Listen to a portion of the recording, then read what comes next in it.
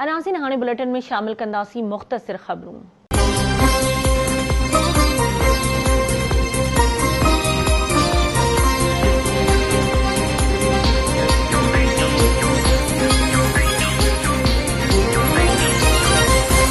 हैदराबाद के भिटाई नगर थाने की हद में फायरिंग के नतीजे में दिलावर ऐं आसिफ ज़ख़्मी थी पिया। ज़ख़्मियुनि खे इलाज लाइ सिविल अस्पताल मुंतकिल कयो वियो, जिते खेनि तिबी इमदाद फराम कई वई। वर्कशॉप वेझो परवेज़ खटक जी कणक जे देरे खे बाहि लगी वई, जंहिं सबबि 200 मण कणक सड़ी वई। इतला बावजूद फायर ब्रिगेड जो अमलो वाक़े वारे हंधि न पहुची सघियो। इलाइक़े वासियुनि पहुची भर पासे जे घरनि खे बाहि लॻण खां बचाए वरितो। बार्डर ऐं भर पासे वारनि इलाइक़नि में रोलू कुतनि जो आज़ार ख़त्म न थी सघियो। रोलू कुतनि 10 वरनि जे नींगर मिठल जलबाणी खे ॾाढे ज़ख़्मी करे विधो। नींगर जी अस्पताल में वैक्सीन कई वई। बिरासिटी में हथियारबंदनि पारां नौजवान मोहम्मद जुड़ियल बालादी खां मोटरसाइकिल फुर करण जी कोशिश कई वई। मुज़ाहिमत करण ते खेसि ज़ख़्मी कयो वियो।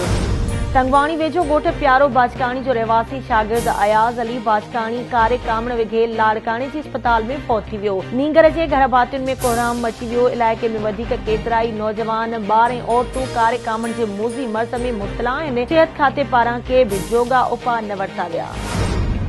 पिरियालू शहर खे तालके जो दर्जो ॾियारण लाइ शहरियुनि तरफ़ां एहतिजाजी मुज़ाहिरो कयो वियो।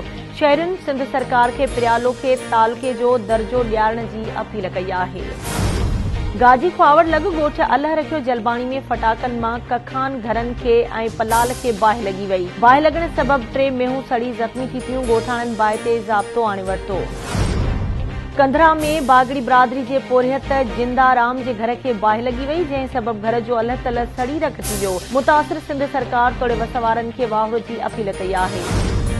शहदाद कोट में ठेकेदार पारां रोड जो कम अध में छॾण ख़िलाफ़ इलाइक़े जे दुकानदारनि मोहम्मद मुग़ल लोहर, साजिद अहवान ऐं ॿियनि जी अॻवाणी में एहतिजाजी मुज़ाहिरो कयो। हुननि मुतालबो कयो त रोड जो कम बंदि हुजण जो नोटिस वठी ठेकेदार ख़िलाफ़ नेब एंटी करप्शन में इंक्वायरी कराए रोड जो कम मुकमल कराए ॾेई शहरियुनि जी तकलीफ़ुनि मां जान आजी कराई वञे।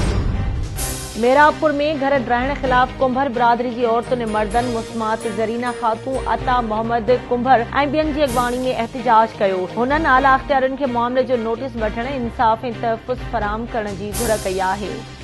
मेहर में पीटीआई अॻवाननि पारां सहाफ़ियुनि खे धमकियूं ऐं कूड़ा केस दाख़िल कराइण ख़िलाफ़ सहाफ़ियुनि अब्दुल गनी मीरानी, अब्दुल रहमान कमरानी ऐं ॿियनि जी अॻवाणी में एहतिजाजी मुज़ाहिरो करे नारेबाज़ी कई। हुननि आला अख़्तियारनि खां सहाफ़ियुनि खे हिरासत कंदड़ ऐं धमकियूं ॾींदड़नि जवाबदारनि ख़िलाफ़ क़दम खणण जी घुर कई आहे।